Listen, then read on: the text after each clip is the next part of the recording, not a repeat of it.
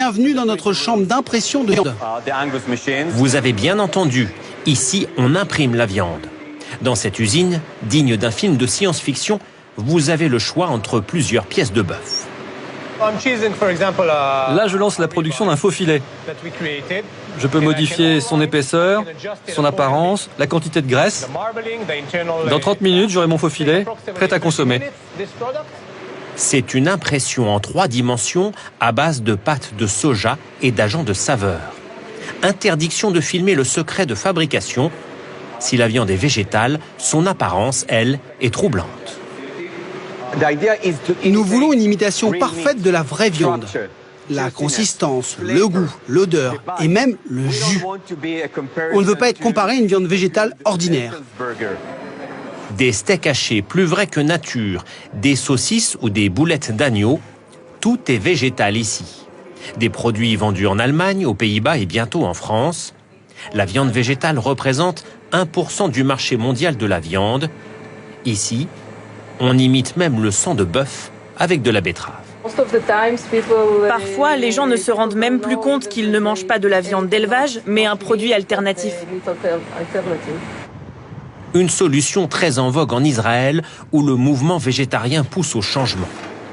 Voici de la viande animale dans un restaurant, mais comme l'élevage représente 15% des émissions de gaz à effet de serre dans le monde, l'établissement propose d'autres choix. Ça, c'est un faux filet classique. Et là, c'est la nouvelle viande végétale. Les 2 morceaux sont vendus au même prix. Pour ce steak végétal à gauche, comme pour l'original, 40 € le kilo en Israël. Reste la question du goût. C'est ce que nous allons vérifier avec ces 2 clientes. Ça ressemble à de la viande. C'est fou. J'ai l'impression de manger de la viande chez ma grand-mère. Pour beaucoup, la viande animale reste irremplaçable. Certaines entreprises cherchent donc une solution. Ici, on stocke une centaine de cellules souches par animal. Et là, il s'agit de quel animal? Là, c'est du poulet. Des cellules animales qui se multiplient dans un bain de fermentation pour donner de la viande. Un laboratoire futuriste qui fonctionne avec 2 ingénieurs dans une atmosphère stérile. Voici la viande de synthèse. Venez, je vais vous montrer le produit final. Là non plus, nous ne verrons pas le produit qui sort des cuves. Mais nous allons goûter ces aiguillettes de poulet. L'étude sanitaire pour autoriser leur mise sur le marché n'est pas encore terminée. Je dois avouer que ça me fait un peu peur. Oh, c'est du poulet? Ça devrait.